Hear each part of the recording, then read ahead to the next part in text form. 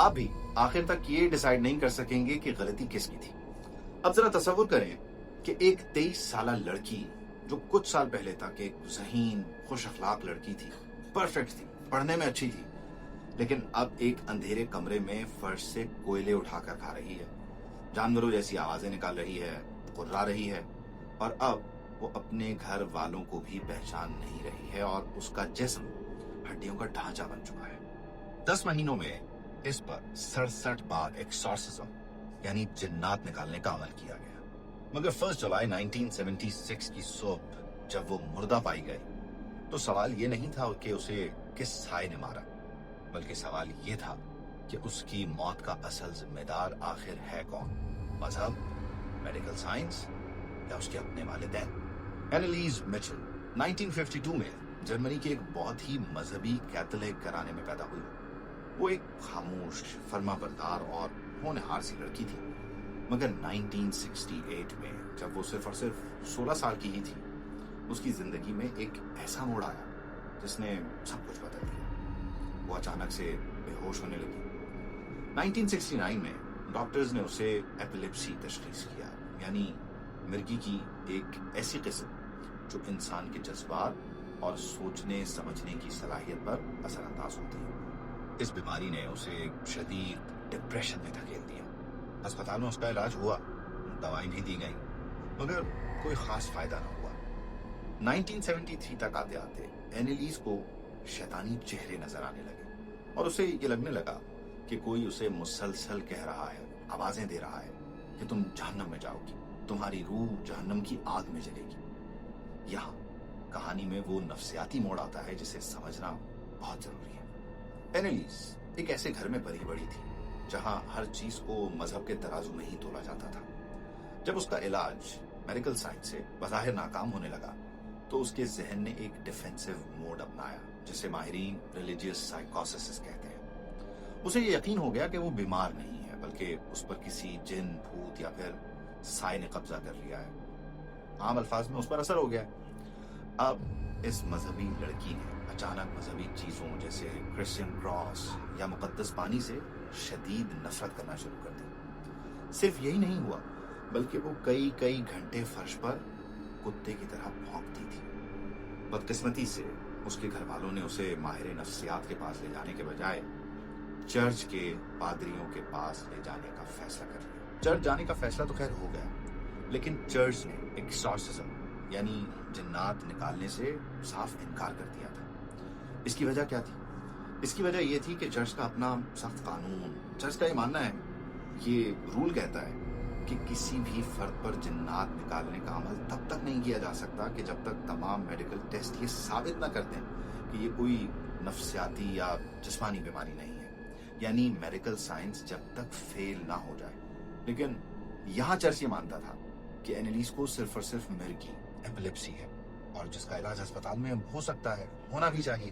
لیکن خیر، وقت گزرنے کے ساتھ اینیلیز کی حالت اتنی بگڑ گئی کہ وہ اپنے ہی جسم کو اب نقصان پہنچا رہی تھی، کپڑے پھاڑتی، بلکہ اب اس نے اپنا پیشاب تک پینا شروع کر دیا تھا۔ اور سب سے بڑا مسئلہ کہ وہ مذہبی ہوتے ہوئے مذہبی نشانات کو دیکھتے ہی اب شدید وحشت محسوس کرتی تھی، نفرت کا اظہار کرتی تھی۔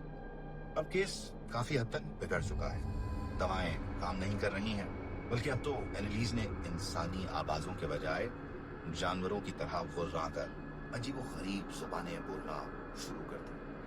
اب یہ وہ موقع ہے کہ جب پادری ارنسٹ آلٹ کو یہ یقین ہو گیا کہ یہ میڈیکل کیس نہیں رہا، اور پھر ستمبر 1975 میں کیتھولک چرچ نے باقاعدہ ایکسورسزم یعنی جن نکالنے کی اجازت دی۔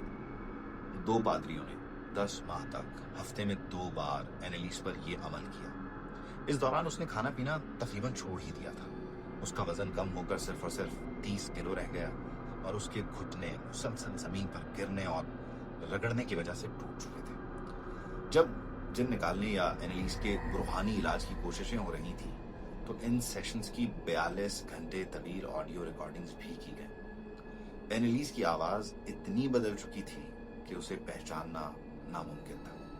اس کا دعویٰ تھا کہ اس کے اندر 6 مختلف شیطان، بلکہ شیطانوں میں سے سب سے بڑا ایک شیطان लुसिफर भी उसी के जिस्म में मौजूद है। Hält mir nie gedacht, dass das so grausam ist.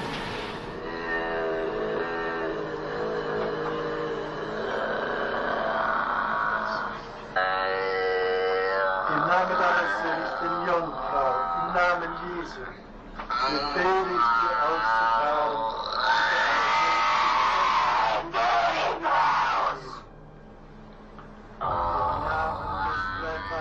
अब मेडिकल साइंस फेल है, दवाएं काम नहीं कर रही और चर्च एक्सॉर्सिज्म की इजाजत दे चुका है और वो अमल भी हो गया है। मेडिकल ट्रीटमेंट रोक दिया गया है। अब सबको यकीन था कि सिर्फ और सिर्फ दुआ ही वाहिद रास्ता और इलाज है।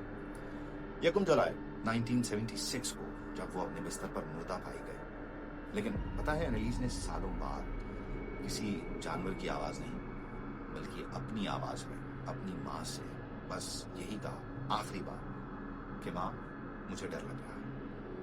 एनालिस की मौत ने पूरे जर्मनी को हिला कर रख दिया। जर्मनी तो खैर क्या, पूरी दुनिया को हिलाया। ये सवाल अब भी वही का वही है कि कसूर आखिर था किसका? एनालिस के माँ बाप का, डॉक्टरों का, या फिर पादरियों का, चर्च का? पोस्टमार्टम रिपोर्ट कहती है कि एनालिस की मौत किसी जादू या साए से नहीं बल्कि शदीद भूख और प्यास की वजह से हुई है।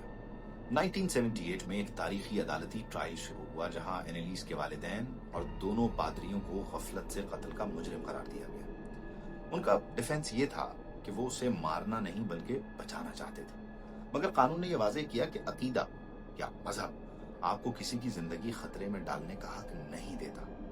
उन्हें 6 माह की कैद की सजा सुनाई गई थी, लेकिन बाद में ये मुअत्तल कर दी गई। लेकिन एनालिस मिशेल की कहानी हमें ये तल्ख सबक देती है कि जब हम जहनी बीमारी को साया या असर करार देकर इल्म और हकीकत से मुंह मोड़ देते हैं तो अंजाम सिर्फ और सिर्फ तबाही होता है। सवाल यह है कि क्या एनालिस को बचाया जा सकता था? वैसे मुख्तलिफ थ्योरीज हैं। कुछ लोग ये मानते हैं कि माँ बाप और पादरी बेकसूर हैं और कुछ ये समझते हैं कि एनालिस का इलाज डॉक्टरों को ही करना चाहिए था।